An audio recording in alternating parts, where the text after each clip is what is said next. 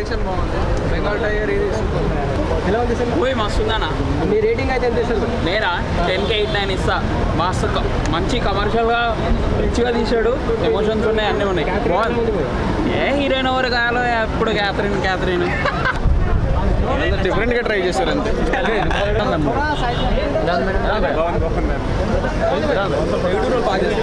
Negative role బాగుందా? ఎలా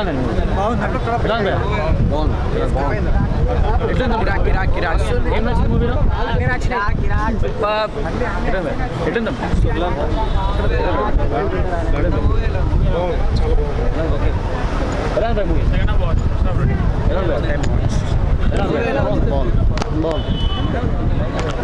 గోపిచంద్ గురించి చూడొచ్చు.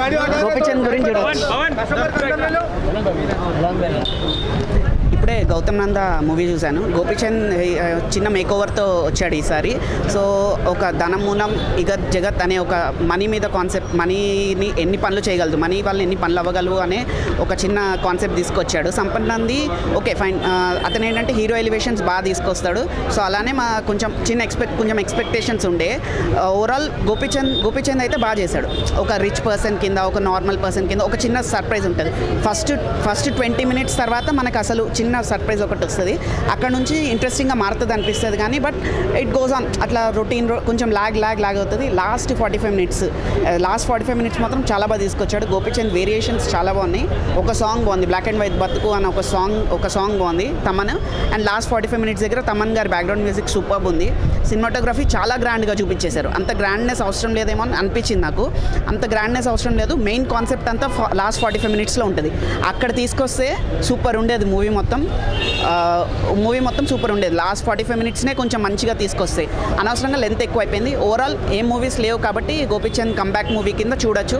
కానీ కొంచెంసేపు కూర్చోవాలి, కొంచెం పేషెన్స్ ఉండాలి. లాస్ట్ 45 minutes వరకు కూర్చోవాలి. లాస్ట్ 45 minutesలో అసలు ట్విస్ట్లు అన్ని చిన్న ట్విస్టులు బాగా తీసుకొచ్చాడు. దాన్నే మంచిగా తీసుకొస్తే బాగుండేదని నా ఫీలింగ్. ఓవరాల్ ఓకే, ఏ మూవీస్ లేవు కాబట్టి average film for Gopichand. Okay sir, cinema బాగానే ఉంది. సెకండ్ హాఫ్ చాలా బాగా చేశారు. అంటే ఓల్డ్ స్టోరీ కానీ గోపిచంద్ యాక్షన్తో సినిమా ఇచ్చారు. ఓవరాల్ అంటే నాట్ టూ గుడ్. సెకండ్ హాఫ్లో నచ్చిందండి. ఫస్ట్ హాఫ్ కన్నా సెకండ్ హాఫ్ కొద్దిగా ఓకే. స్టోరీ అంటే ఇది సెకండ్ హాఫ్లో డెవిలిష్ యాక్టింగ్ కొద్దిగా బాగా నచ్చింది గోపిచంద్. Double action. నాకైతే సెకండ్ హాఫ్లో ఉండే క్యారెక్టర్ నచ్చింది. నెగిటివ్గా డైరెక్షన్ వెరీ ఎక్సలెంట్ అన్న. రచ్చ బెంగాల్ టైర్ కన్నా డిఫరెంట్గా చేశారు. పుల్లారావు గారు, భగవాన్ గారు ఎక్కడ కాంప్రమైజ్ చాలా రిచ్నెస్గా చూపించారన్న. హీరోయిన్స్ కూడా చాలా బాగా చేశారు. తండ్రి క్యారెక్టర్గా ఆయన చేశారు, చాలా చాలా బాగా చేశారన్న. చాలా బాగుంది సినిమా కూడా. నాకైతే ఫీల్ గుడ్ మూవీ. ప్రతి యూత్ చూడవలసింది, ఒక తండ్రి గురించి చూడవలసిన సినిమా ఇది. తండ్రి ఏమీ ఇవ్వలేదు అనుకుంటా, మనకు జన్మించాడు, అదే చాలు. ఆ జన్మతో బతికితే చాలు. మనకు డబ్బు ఇవ్వక్కలేదు, ఆస్తి ఇవ్వక్కలేదు, ఏమి ఇవ్వక్కలేదు, మనకు అది చాలు, జన్మిస్తే చాలు అన్న కాన్సెప్ట్ చాలా బాగా చెప్పారన్న. సంపత్ స్లమ్ లేకపోతే స్లమ్ వ్యవహారంగా గోపిచంద్ చాలా బాగా చేశారన్న.